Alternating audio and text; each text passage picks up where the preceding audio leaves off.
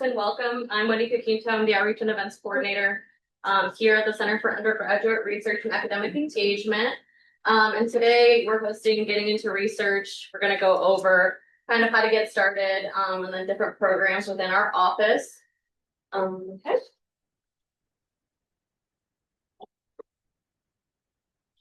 So to start off, the Center for Undergraduate Research, this is our team. We like to see ourselves as kind of the central hub for supporting undergraduate research, whether that's through our programs, through travel funding, conference funding, through support, giving presentations, through funding actual research projects. That's kind of how we see ourselves on campus. And we're comprised of our director, Latika Young, Alicia Bataille, our senior associate director, who's in charge of Europe, or the undergraduate research opportunity program. I'll go over these other programs later on in this presentation. We also have David Montez, the associate director. He's in charge of IDEA grants, as well as the FSU iGEM team. Miss Carrie Wall, associate director in charge of Tyler Fellows and Global Scholars. Chris Ryan, our undergraduate research support specialist, in charge of Europe and Europe leaders. Myself, Azla Kaya, program specialist, also handles Europe. And then Liz Gilliam, she will be overseeing the Julius Scholars program once that is launched later on. So to go over some of the content we'll cover in this workshop, we're going to talk about, what is research? How do you get involved? First steps, ways of sharing research. I'll go over the CRE programs and talk about some campus partners.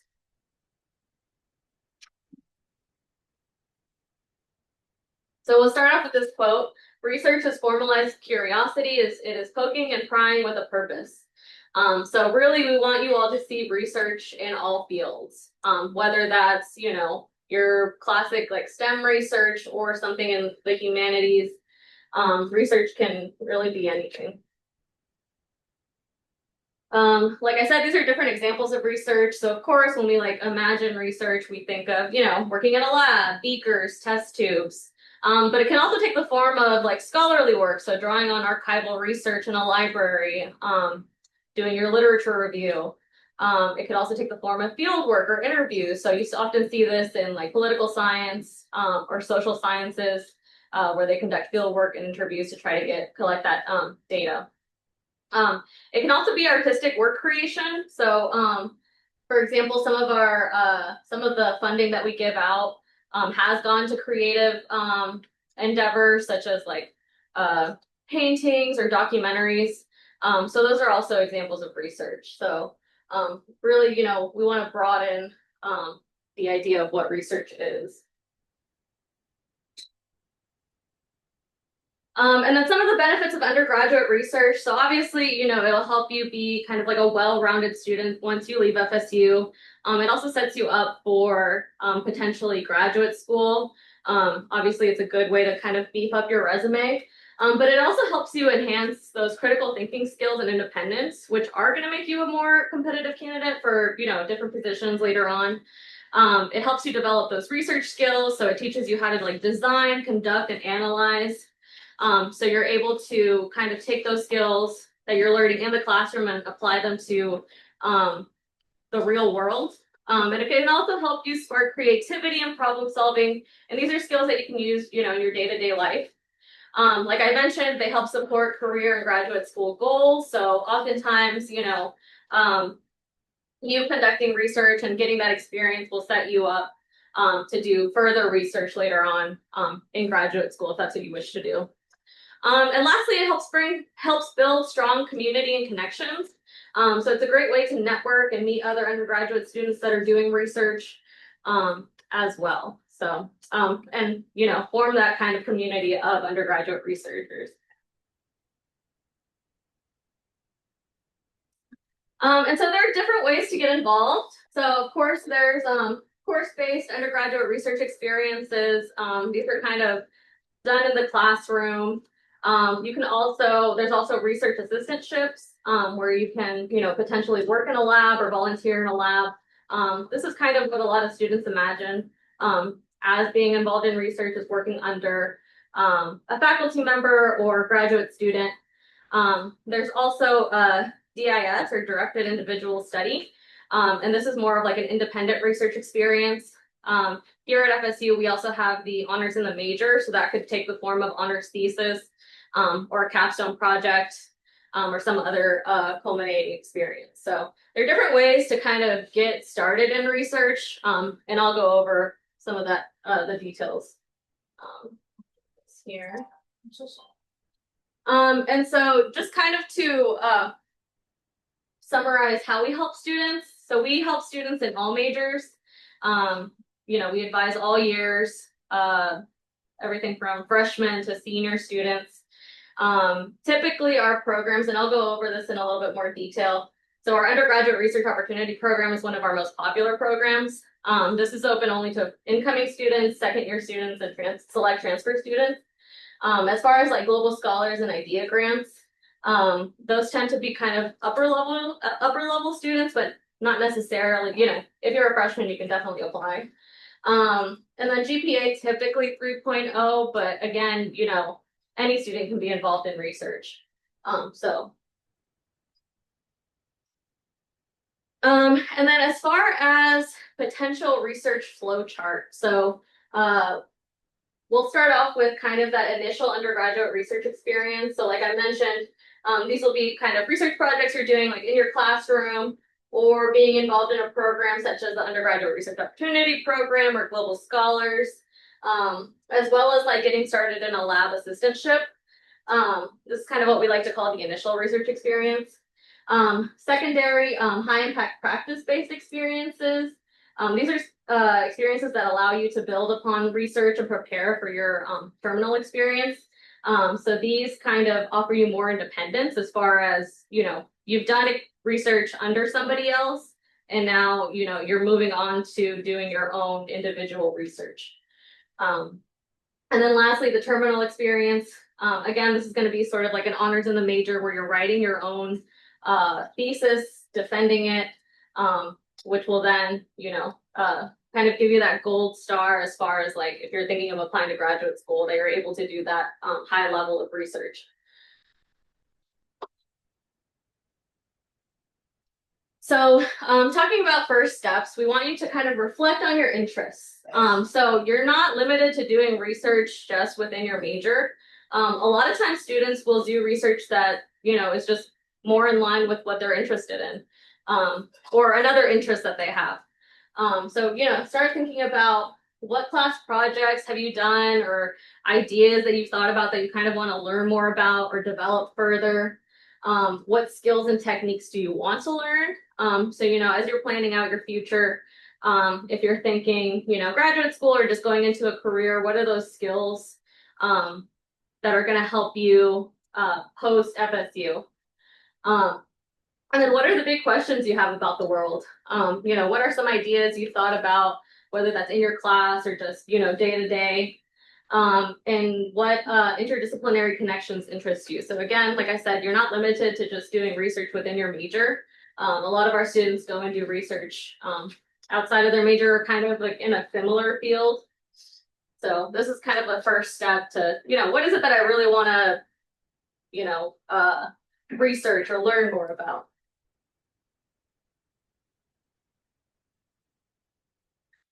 Once you've kind of done some of that thinking of like, what is it that I want to do? Where can I get started? This is where you kind of start your journey of identifying potential faculty, reaching out, meeting and discussing expectations with them, and then actually getting started. So I'm going to go over that process, and I'll break it down. So when you're identifying potential faculty, if this is kind of your first year, you're just starting out, a great way to get started is to look at that department's website, and I'll kind of show you what that looks like. So go through your department's website, or the department that you're interested in. They'll oftentimes have a list of like faculty members. Some websites will have them sorted by like graduate students. There are some websites just have everybody listed. So go through their website. Oftentimes they'll have biographies on there. So read those biographies. they'll oftentimes have their CV published right there or linked to their website. So go ahead and, you know, read through those as well. Look up the abstracts of their work. That way you're kind of doing this background research on the mentor is gonna open you up to, like, when you're actually talking to them, being able to make connections about their individual work, which is then going to give you a higher chance of like them actually wanting to engage with you and work with you in research, as opposed to you just, you know, sending the same email out to like 100 different professors that's just kind of generic. Adding those personal touches are really going to help you stand out to these potential faculty research mentors. We suggest finding between 5 or 10 potential research mentors, and they don't necessarily need to be faculty members. A lot of times graduate students are willing to take on an undergraduate and mentor them through research. So also, like I mentioned, you know, go through the faculty list, but also look at the graduate students that are listed, because they oftentimes are, you know, on the ground doing research or know other people that are doing research and that are looking to hire research assistants. So again, between 5 to 10.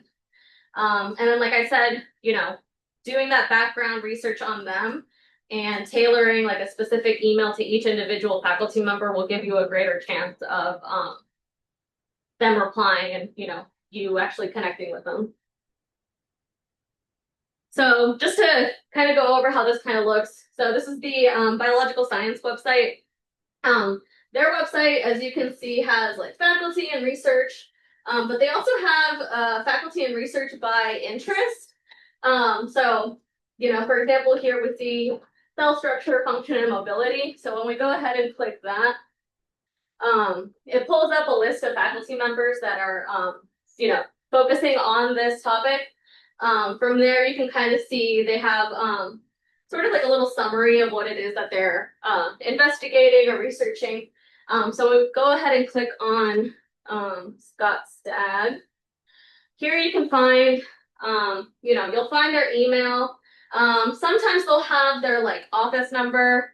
A lot of the times though, it's just the email, but like I said, some websites are a little bit different than others and they'll have more information or less information, but typically you're able to find the email address listed on there. And then Dr. Stagg actually has his homepage or his website listed on here, so we can go ahead and click on that.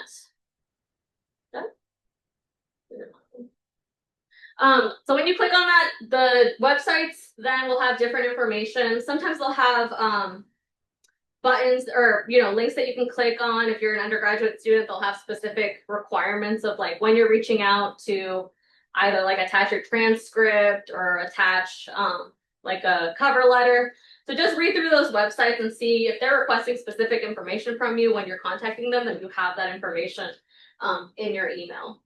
But like I said, this is the most, I guess, work that kind of goes behind like finding a research mentor, is doing this like background research, clicking through the websites. I'm not gonna lie, sometimes the links that you're gonna find some dead links. And that can be frustrating, but you know, just keep going. And like I said, each website is gonna differ. There are some websites that I'm like, who created this? Who's maintaining it? But this is a great starting point. And then other methods is to, as you're, you know, taking classes, some of these like, you know, intro classes are taught by graduate students. So reaching out to your professors or your instructors and asking them if they know of any research opportunities is a great way to start as well. That way you kind of already have that connection with that instructor, as opposed to, you know, you just blank emailing them. So they're going to also be a great resource as far as like finding research opportunities. Again, you know, see if they're looking for undergraduates or if they know other people that are.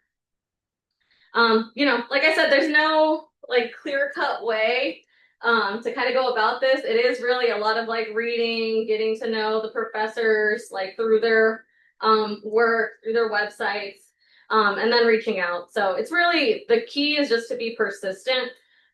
You will be ignored at times, or maybe even rejected, but really, you know, it's just you just have to keep trying. And that's why we, suggest 5 to 10 research mentors, because then, you have a greater chance of getting a reply from someone, as well. And like I said, be interested and genuine. So really, make those connections, mention their research interest, or mention a specific paper that you read. That way, they'll see, oh, no, they actually, did some of the research beforehand to learn about, what it is I'm researching, and they're actually interested, as opposed to, the student might just be trying to like pad their resume or something like that. And so this is kind of a template that you can follow. Like I said, be, genuine and personalize these messages. So start off with like an introduction, letting them know who you are, what you're studying, what you're interested in. And then, like I said, this is kind of where you'll mention, specific details about them. List your qualifications. This could be, if you're just starting off your undergraduate career, it could just be, something that you've done in high school or something like that, or something you've learned through, if you worked a job or anything like that, you can include that here, as well. Or, you're a responsible student, you've been able to, achieve these different things. So just make sure you add your qualifications. And then next steps, I would really try to include potential times to meet. That way, your email won't get stuck in kind of that limbo of like, oh, I'm free this day, I'm free that day. Kind of listing out your availability, and when you want to do research. So, for example, I met with a student a few weeks ago where they knew they were going to be busy fall semester because of, different, other activities. And so, I mentioned, maybe reaching out right now isn't going to be the best time, because if you can only get started in research in spring, then there's going to be that lull in fall. So maybe, try to time that as far as like, when you'll have the time to commit. I would also mention like the time that you want to commit. So, whether you have like 6 hours a week to commit to research, or like 12 hours a week to commit to research. Make sure you kind of mention some of that as well. But like I said, this is just kind of like a simple template that you can follow. And then just some tips again, doing that background research, that's going to be most of like the work that is involved in this. Make sure, you use formal language. Be sure to personalize your messages as well. And try to keep it concise. So don't, send like a 5-paragraph essay in that first, introduction email. Try to keep it concise. Yeah. And then try to stray away from using AI if you can, because sometimes students will forget to delete like a insert name here, and so that'll, that's not a good look either. So just be sure to double check that email before you send it out. So once you reach out to faculty, hopefully, you get a few responses back. And then this is when you would set up an interview or discussion, just to kind of go over some of those expectations, and discuss, like I said, how much time you're able to dedicate to this, whether that research is going to be done, for example, in person in a lab, or whether you can do it on your own like personal time when you have like an hour here, an hour there. If it's, literature review or something like that. Just be sure to set up clear expectations. If you can, try to get it in writing. That way, if anything comes up in the future, there's any, questions about what you should be doing, that you have it written down. And then mentoring philosophy.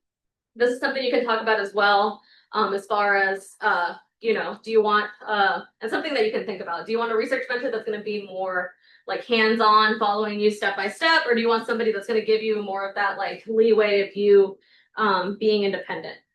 So these are all kind of things that you can talk about once you've already gotten a few responses back from faculty or graduate students. So any questions before I continue on to like other forms of research? I can take some in the chat as well. Yeah. Do they have to be in your department? No, yeah, you can do research in outside of your department.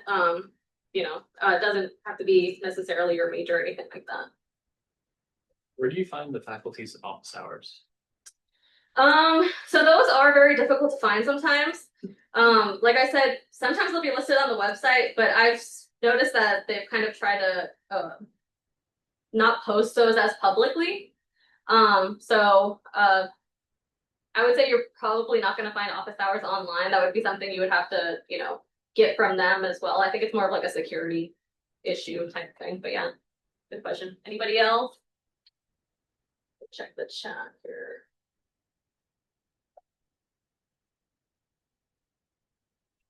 So yeah, best time to reach out for upcoming fall semester. I would say if you want to start like the week before classes or those first initial weeks, maybe not the first week of class since everybody will kind of be, busy getting started with classes. Maybe the week before, like a few weeks after. And yeah, Dave said if a department has a front desk, you can ask for their office hours. But yeah, so try to maybe not do that first week of classes, but sometime within like that first month would be a good time to reach out. And then for follow-up, I would say 2 weeks after you send the initial email, if you want to send a follow-up, I think that's good. Nothing less than like a week since you sent that email. Give them at least a week to respond, and then you can send a follow-up.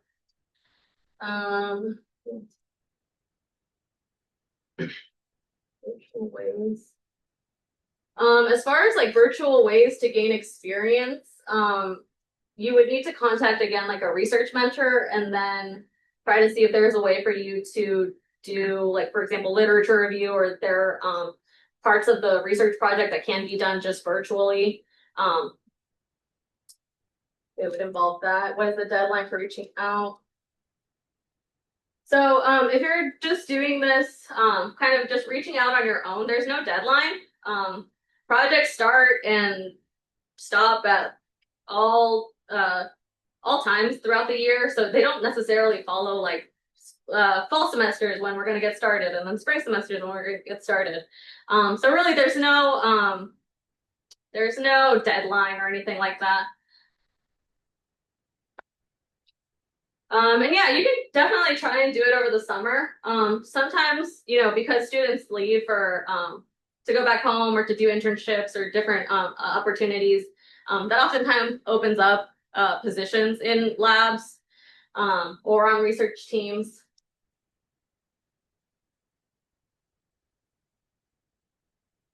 I wouldn't really know how to answer if they're more open to virtual or in person. That's just going to depend on the research mentor, but all good questions. So I'm going to close that for now. We're going to move on. But like I said, this is just one way to get started in research. A lot of students do go this route and end up, once you find a research mentor, a lot of them continue on working with them for, up until senior year. Or on a different project. All right. And so other ways to get involved in research, like I mentioned, FSU has honors in the major. And this is a program that's hosted through the honors office, but you don't have to be an honor student. It's open to all students. Typically it's upper level students that, typically like junior, senior year. But it doesn't necessarily have to be, you don't necessarily need to be a junior or a senior. It requires a minimum of 2 semesters of research. You complete your prospectus and you defend a thesis. So it really sets you up for getting into that like graduate school mindset, because you come up with your thesis, and then you're expected to defend it and provide a defense for it. So if you want more information, I would contact Michael David Franklin at hitm@fsu.edu. Again, this is your own research. So I've seen honors in the major projects, everything from like the history of circus side bands to there was I think diplomacy in space was another project, and honors in the major project, as well. So, really, if you have this idea that you want to, develop further out, defend a thesis for, honors in the major is a great way to do that. And you do graduate with that honors distinction once you defend your thesis. So definitely something to keep in mind if you are thinking of, wanting to do your own, research. We also have the DIS, or Directed Individual Study. This goes through your department. So that'll be something you set up with their advising office. And you need a faculty or staff member to approve it. So if you have any questions about like what a DIS would look like in your field, I would go and contact your departmental advising office. They'll have more information there. And then next I'll be going over some of the programs that we house here at the Center for Undergraduate Research. We have these kind of like 4 programs here, but we also offer research advising. So I do hold drop-in hours, and I can also set up a one-on-one appointment with you where we talk about, a potential timeline for you doing research, different research opportunities that, might be of interest to you as well. So I'll give you all that information at the end. We also offer conference and presentation funding. So as you're, getting into research, doing these research projects, or if you, for example, develop a project with a mentor or just on your own and you want to present it at a conference, we also offer funding for that as well. And we focus on high impact practices, but yeah, I'll go over some of the programs that we house here. Like I mentioned earlier, our Undergraduate Research Opportunity Program, or UROP, is our most popular program. We accept incoming students and second-year students, so if you did not get accepted this year, you're still able to apply for your sophomore years, and that application will open in January. And so it's a 3-part program where you, take the colloquium course. You are given access to the research portal where you're able to see the different projects that have been submitted that year by faculty, staff, graduate students, community members. From there, you're able to find, or kind of like select, I guess, what project you want to work on. And then you'll get started doing research with that research mentor. And that continues from fall semester until spring. In the spring is when you start developing your research poster that you'll present at the Undergraduate Research Symposium.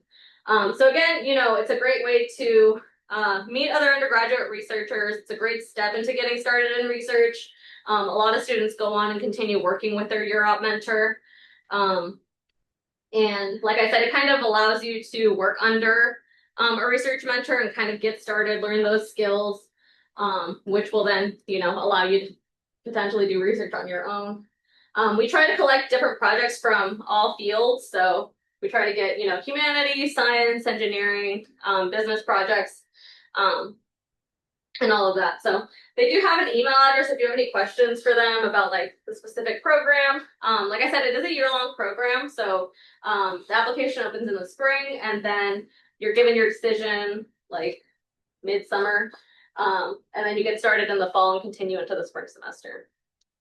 But yeah, that's UROP.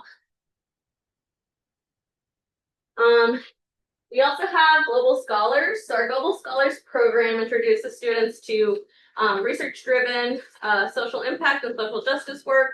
So I like to describe Global Scholars as kind of a design your own summer experience. It's open to students from all majors. And this summer experience just kind of depends on what the student wants to focus on. So for example, we've had students whose summer experience is an internship.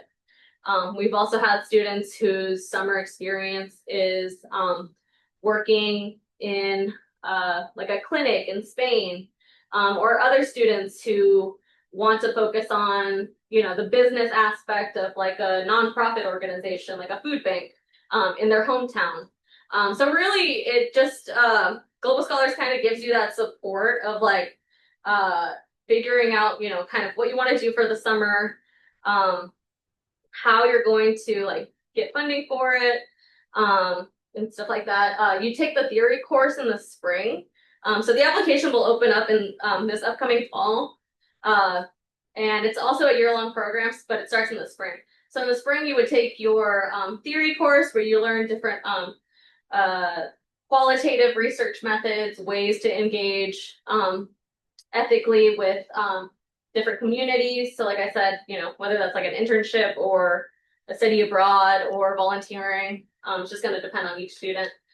Then you go off and do your summer experience. The length of that experience is just going to depend on, you know, again, each individual student. You go off, you do your summer experience. You are given that support throughout the summer as well. And then you come back in the fall semester, and that's when you take your reflection course, where you start to develop your capstone project. So you tie in everything you learned in the spring, all the experience that you had in the summer, and then you reflect on it and create your capstone project, where you know, talk about like what you learned. And then students develop a poster to showcase their capstone project. And they present at the Global Scholars Showcase at the end of the fall semester. So again, application opens in the fall, closes November 2nd. You get started in the spring, continue in the summer, and then you have your culminating experience at the Global Scholars Showcase where you present your capstone project. So that's a little bit about Global Scholars. Like I said, it's open to all majors and all years. So if you know you're a first year student, you're welcome to apply as well. But yeah, like I said, you know, you're not limited to, like, as opposed to Europe where you can only apply that first or second year. So if this is something you want to keep maybe in mind for like junior year, you can do that as well. The only caveat is if you want to do it maybe like senior year, since it is a year-long program, you do have to come back for that fall semester. So just keep that in mind as well. And we'll have info sessions coming up this fall semester. The first one September 2nd at noon. And we try to invite past global scholars to talk about like their experiences and kind of give you that like student perspective as well. And over the summer, they've been writing summer blogs. So if you want to check out those blogs, those are on our Instagram. You can follow the Linktree link there as well, and just kind of read about different experiences that they're doing or they're having. Because like I said, we have students from all majors, so each experience is different as well. But and then next we have our FSU iGEM team, or the International Genetically Engineered Machine. And it provides students, again, from all majors with research experience focused on innovation and science and engineering. So students come together and choose a typically Florida-based problem to address. It is a smaller team, but students then conduct, you know, qualitative research with subject matter experts. They work on studying bioengineering pathways for tackling that problem. For example, some of the issues they've tackled in the past are fishy odor disease, where, you know, patients aren't able to, or they expel an odor that's often described as like fishy odor.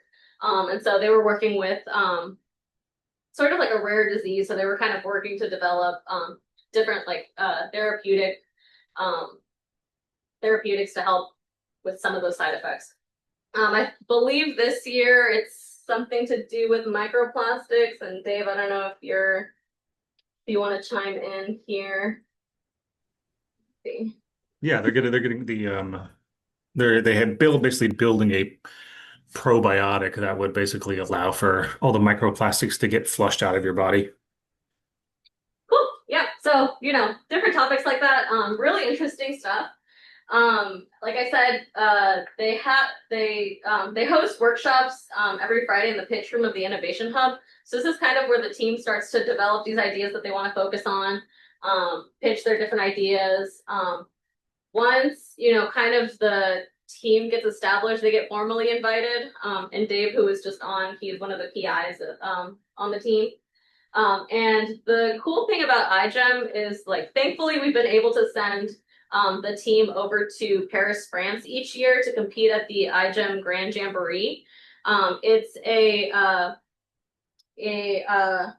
the event hosts, I think, over 400 teams from over 30 countries. And so our team last year won a gold medal for their work on their project. So really cool if you're, interested in, that genetically engineered science and all of that. So like I said, they're gonna host kind of like info sessions and workshops in the Innovation Hub. I don't know if you have the date for that, Dave. Maybe the second week of fall semester. Yeah, we'll have our first info session the second Friday of the semester. I haven't nailed down the time yet. It depends on when the existing team will, but it's always going to be in the afternoon, Friday afternoons in the pitch room at the Innovation Hub. Awesome. Yeah. And then if you signed up for our newsletter, that's where we'll be sending out kind of different reminders and stuff like that. So once we get a time nailed down and everything, we'll let you all know. As well as, like, if you follow us on our social media, we'll post it on there. So that's iGEM. Anything else you'd like to add about iGEM, Dave? Just re-emphasizing it is for all majors. The competition has a lot of various deliverables, everything from understanding the problem from a public policies perspective, how do we ethically do genetic engineering, as well as video production and website development. So that's also why it's interdisciplinary, as we have lots of different types of deliverables. So I can find a job for about anybody, no matter what major you're in, including entrepreneurship and business. We also have a focus in that area too. So that was iGEM. Next, we're going to talk about idea grants. So like I mentioned previously, we do fund student research. Students can get up to $4,000 in grant funds to fund their self-designed work on a topic, project, or, like I said, artistic product. These projects last between 8 to 12 weeks and are supervised by a faculty member, but they are your own research projects. Application deadline is typically February 1st. And again, Dave is the contact for that, as well as Carrie Wall. Information sessions will be for the upcoming Idea Grants cohort are listed down here. So they'll be starting in October. For the Idea Grant application, you do have to write a grant proposal. So I'd recommend attending the info session just so you're aware of the different parts of the application and information that you'll need when you're filling that out. So with Idea Grants, students apply in February. Once they're accepted and given their money, in the summer is when they get started on their project. Again, that's 8 to 12 weeks. When students come back in the fall semester, they develop their research poster, which they'll present at the President's Showcase of Undergraduate Research Excellence. We work with the Office of the President to host this event. It's our most prestigious event. This year, I believe we have 35 Idea Grant winners. 32 projects, 35 students. Okay, 35 students, 32 projects. So you are able to submit an application if you're working in a team.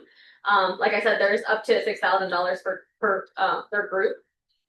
These are just some of the Idea Grant grantees from 2024. So all kinds of projects, everything from chemistry-based projects to creative works, to more of like humanities focused. So if you want to see the types of projects that get funded, I recommend you attend the President's Showcase. This year it'll be all poster presentation. So you can, talk to students, see what, they're working on, how they got started with their research and all of that. So again, if you signed up for our newsletter, we'll put that information out as well. But it's typically in the afternoons, so you can drop by and see the individual work that students are doing. And then within idea grants, we have a specific award for students that are wanting to do research that requires them to travel abroad. So that's through the Tyler Center for Global Studies. Like I said, it's just a specific type of idea grant. It's a donor sponsored idea grant for projects taking place outside of the US. So last year we had a student travel to Poland to study about the like a history project. We also had a student travel to Mexico to work with like indigenous women there for her project. So again, you know, it's the same thing as idea grants. It'll be the same application.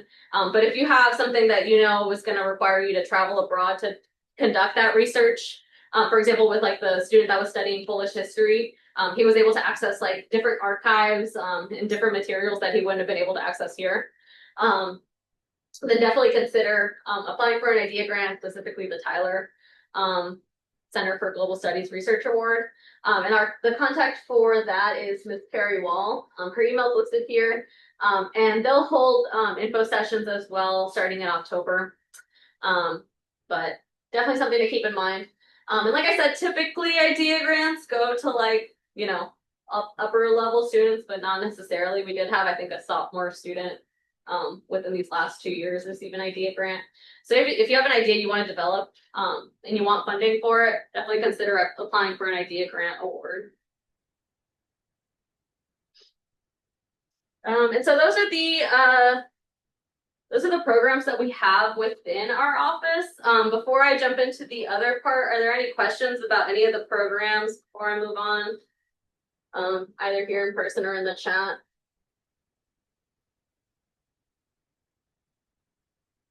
I have a question. Yes.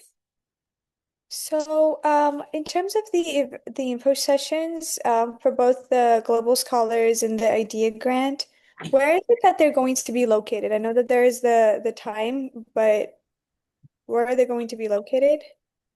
They're typically held in HSF 3008, so the room we're in right now. But I'll get clarification about that. When I send out the recording later, I'll include that location information as well. But typically info sessions are held in this room here, in HSF 3008. But good question.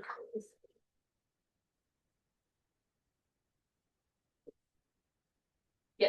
So you can't do Global Scholars, if graduating before next fall, right? Right. Yeah. Yeah, so with Global Scholars, you do need to come back for that fall semester. So if you're planning like a summer or spring, just keep that in mind. That you do need to come back to present your at the showcase. And so you do need to be a student. Yeah, good question.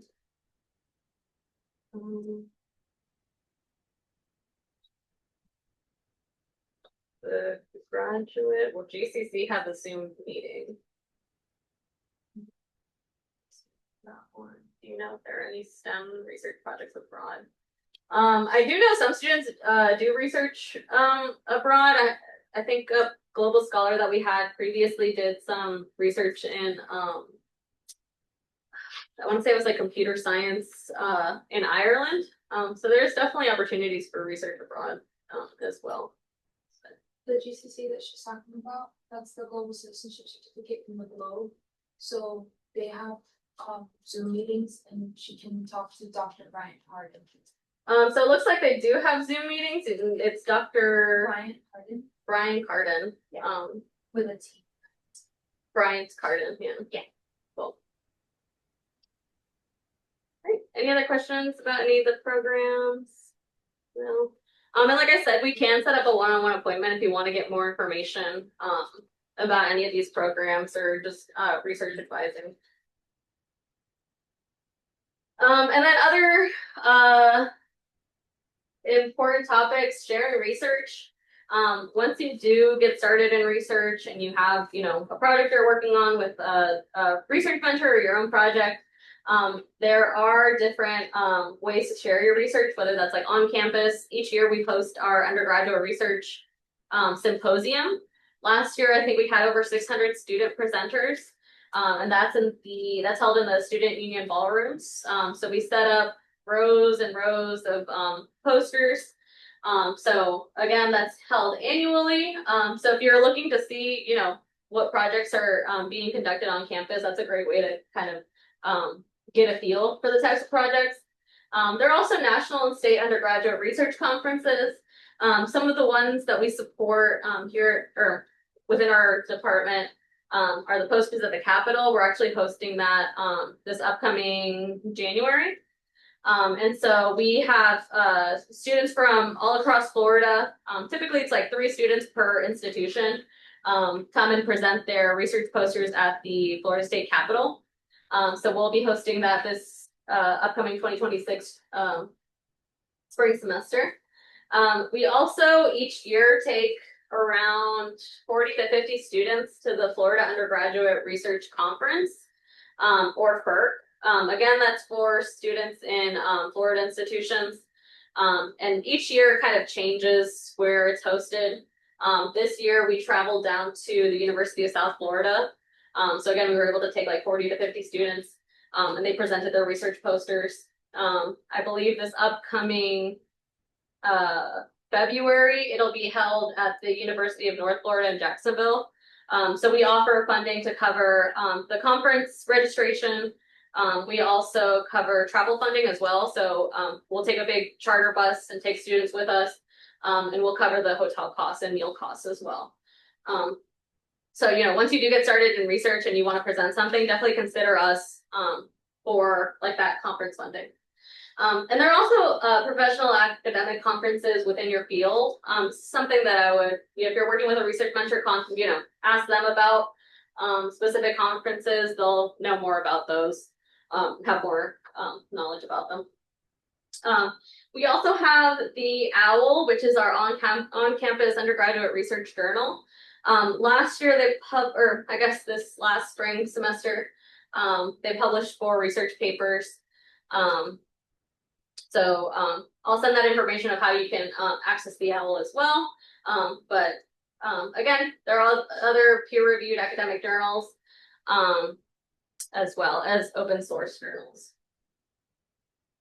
So sharing your research is really important, just so, you know, we're getting that knowledge out there, not just to, you know, FSU students on campus, but throughout the field that you're doing that research in. So. And then just to talk about other campus partners. So the Office of National Fellowships that's also housed here on the 3rd floor of the Honor Scholars and Fellows House is a great resource. They help students apply to different nationally competitive fellowships. And fellowships are like scholarships with like a learning component to them. So one of the really popular fellowships is the Gilman Scholarship. And that's open to students that receive Pell Grants, and it's money for them to travel abroad. But they have fellowship opportunities, you know, in all fields. So they're definitely a great resource. So if you can contact them and set up an appointment just to talk to them and discuss different timelines. Different fellowships have different requirements or are only open to like sophomores or juniors, seniors. So it's great to get started early on. That way you can kind of, you know, map out what opportunities are available to you and when you can apply for them. And then the Career Center, if you're having difficulties developing a resume, you know, as you're trying to contact these research faculty, definitely check out the Career Center. They'll help you with like one-on-one advising to look over your resume, offer different tips and tricks and stuff to kind of, you know, make your resume stand out. And then lastly, FSU Libraries, great way to, you know, find information on the topic. They have subject librarians there that can help you find those resources. And that's the presentation. So again, if you want to scan for our link tree, we have all of our applications listed on there, as well as our blogs and different information. You can also sign up for our newsletter, or you can fill out the sheet that was in the front. We'll send out more information as well. And like I said, we can set up one-on-one appointments. If you want to send an email to cre@fsu.edu, we'd be more than happy to meet with you as well. And then be sure to follow us on our social media accounts. Instagram is a great way to get information. We post on there regularly, as well as LinkedIn. And we're phasing out our X account. Or if you have any parents that want to follow us on Facebook, we have that too.